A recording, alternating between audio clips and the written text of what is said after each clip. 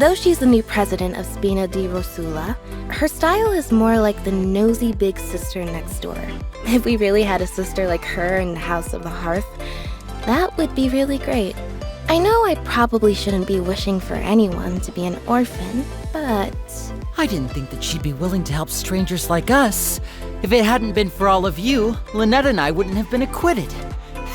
Thank you so much. I'll have to wait for a lovely sunny day to invite everyone to Cafe Lutece for the most wonderful afternoon tea. Lyney told me everything. I'm so grateful to you and Navia for your warmth and generosity. Please pass on my thanks when you see her. Huh? Tell her myself?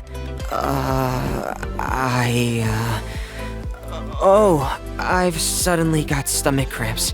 Sorry, gotta dash. The Fortress of Meripede works with Spina di Rosula on some matters regarding supplies and logistics, but we don't have any other dealings. This isn't because I don't trust Navia or her abilities. In fact, I hold her in quite high regard. The only reason we continue to stay out of each other's way is because I want to honor the agreement I made with the late Mr. Callus. Now that her father's name's been cleared, and the case of the serial disappearances of young women is resolved, I guess Navia must be able to finally breathe a little easier.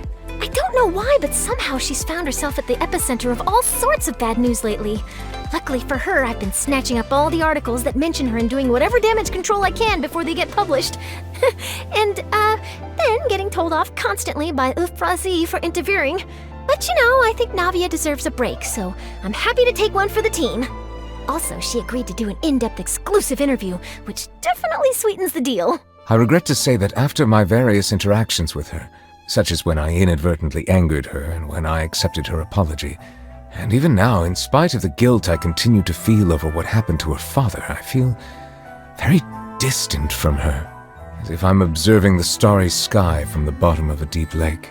It is by no means intentional, and I also know it is not something that I can easily make up for.